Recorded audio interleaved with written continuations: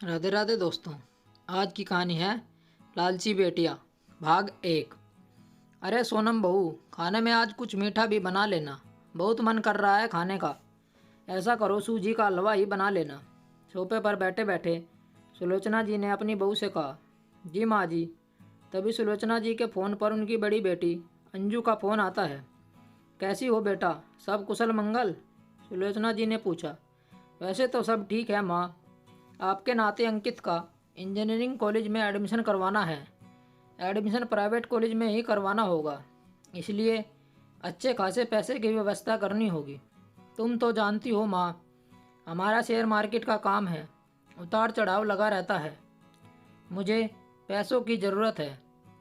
तुम्हारे पास तो पैसे होंगे, भैया से कहकर मेरे अकाउंट में 5 लाख रुपए ट्रांसफ़र करवा दो। अंजू ने बड़ी सहजता के साथ कहा। हाँ ठीक है, भेज देंगे। मैं अभी सुरेश से बात करती हूँ। सुलोचना जी बोली। अरे सुरेश बेटा, अंजू का फ़ोन आया था। उसे अंकित का कॉलेज का एडमिशन करवाना है। वैसे तो वे लोग एजुकेशन लोन लेंगे, फिर भी दूसरे शहर आने जाने, हॉस्टल वगैरह में शुरुआत में तो पैसों की ज़रूरत होगी ही, इसलिए 5 लाख रुपए भेज देते हैं। सुलोचना जी बोली। जैसा आपको ठीक लगे, आपके अकाउंट में ऑनलाइन ट्रांसफ़र करवा दूंगा। सुरेश बोला। माँ जी, क्या सचमुच दीदी को पैसों की कमी है? पिछले महीने ही तो दीदी जीजा जी के वाली घूम कर आए हैं। उन्हें मालूम तो था ना कि बच्चों का कॉलेज में एडमिशन करवाना पड़ेगा, तब घूमने की बजाय उन्होंने पैसे बचा कर क्यों नहीं रखे? अभी 6 महीने पहले ही तो घर में रेनोवेशन का काम करवाना है, पैसे चाहिए, ऐसा बोलकर उन्होंने लाख रुपए मांगे थे। तब भी उन्होंने अपने फ्रेंड सर्कल में अपनी शादी की सालगिरह के मौके पर शानदार पार्टी रखी थी। मकान की मरम्मत के लिए उनके पास पैसे नहीं थे, फिर पार्टी देने के लिए उनके पास पैसे कहाँ से आए? सोनम बोली। तुमसे तो नहीं मांग रही बहू, पैसे मेरे हैं, तुम्हें क्या परेशानी है? मैं पैसों का जो चाहे करूं। तुम्हें क्या? सुलोचना जी ने अपनी बहू को दो टूक जवाब सुना दिया। बात आपके पैसे की, मेरे पैसे की नहीं है। मैं यह जानना चाहती हूँ, क्या सचमुच दीदी की आर्थिक स्थिति ठीक नहीं है? उन्हें पैसों की कमी है, क्योंकि एक तरफ तो वह आपसे पैसे मांगते रहती है, दूसरी तरफ इतनी हाई प्रोफाइल लाइफस्टाइल जीती है, बेहिसाब गैर ज़रूरी चीज़ों में पैसे खर्च करती रहती है। 10,000 की साड़ियाँ पहनती है, हर लेटेस्ट डिज़ाइन का सूट उनके पास होता है। पर्स तो इतने हैं कि रखने की जगह नहीं होती। साल में कम से कम 2-3 बार बाहर घूमने जाते हैं। हफ्ते में 2-3 बार होटल में खाना खाया जाता है। इससे तो यही साबित होता है कि उनके पास पैसों की कोई कमी नहीं है। सोनम बोली। सुलोचना जी के पति का स्वर्गवास हो चुका था। वह सरकारी कर्मचारी थे। जीते जी उन्होंने अपना मकान नहीं बनवाया, हमेशा किराए के घर में ही रहे। सुलोचना जी के 3 बेटे थे। बड़ा बेटा सुरेश, फिर 2 बेटियां, बड़ी बेटी अंजू, छोटी बेटी सीमा।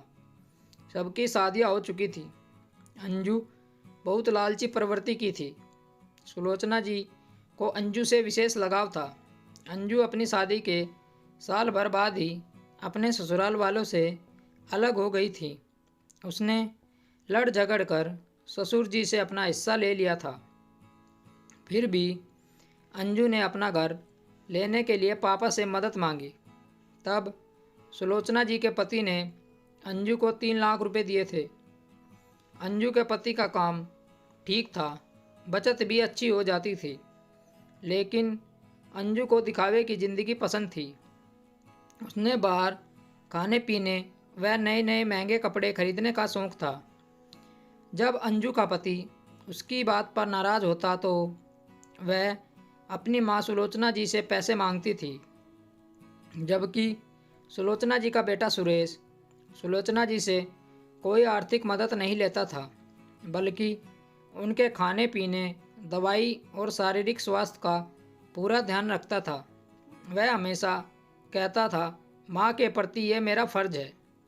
माँ के पैसे अपने हैं, उनका जो चाहे करे। सुलोचना जी के पति की पेंशन भी उन्हें मिलती थी, करीब 10,000 रुपये महीने। अंजू को पता था कि पापा माँ के नाम पर काफ़ी कुछ जमा राशि छोड़ गए हैं।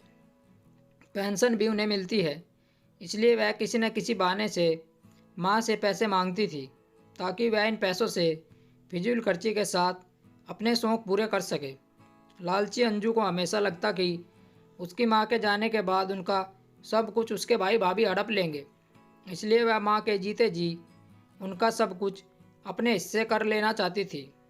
जबकि उसने अपनी माँ को कभी एक दिन के लिए भी अपने घर नहीं बुलाया, ना कभी उनके मायके आकर सेवा की। यही बात सुलोचना जी की बहू सोनम को खटकती थी। सुलोचना जी की छोटी बेटी सीमा बहुत ही समझदार थी।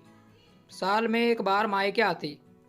माँ और भाई भाभी उसे जो कुछ प्रेम से देते स्वीकार कर लेती। अपनी माँ के पैसों का लालच नहीं रखती। हमेशा माँ को समझाती, इन पैसों से भाई की मदद किया कर। कभी कभी भाभी और बच्चों को जन्मदिन त्योहार पर उपहार दिया करे, क्योंकि भाई की सारी तनख्वाह तो मकान, गाड़ी के लोन, बच्चों की पढ़ाई, माँ की दवाई, घर के खर्चों, इन्हीं सब में खर्च हो जाती है। उनकी बचत भी कुछ खास नहीं हो पाती। कितने सालों से परिवार के साथ कहीं बाहर घूमने तक नहीं गए। कुछ समय बाद अंजू मायके आई। इन 10 दिनों में उसने भाई का खूब खर्चा भी करवाया और भाभी से खूब खातिरदारी भी करवाई। उसके जाने के अगले दिन सुलोचना जी जोर जोर से चिल्लाते हुए कहती है, हे भगवान, मेरी 2 तोले की सोने की चैन नहीं मिल रही। जरूर काम वाली बाई ने मौका पाकर चैन चुरा ली होगी। जाओ उसके घर की तलाशी लो। ऐसी काम वाली को काम पर से निकाल दो। इससे आगे की कहानी हम कहानी के अगले भाग में सुनाएंगे। तब तक जुड़े रहिए हमारे चैनल के साथ। स्टोरी को लेकर आपकी क्या राय है, नीचे कमेंट करके ज़रूर बताइएगा। ऐसी ही और बेहतरीन कहानियों के लिए हमारे चैनल को ज़रूर सब्सक्राइब करिएगा। कहानी सुनने के लिए आप लोगों का बहुत बहुत धन्यवाद। राम राम दोस्तों।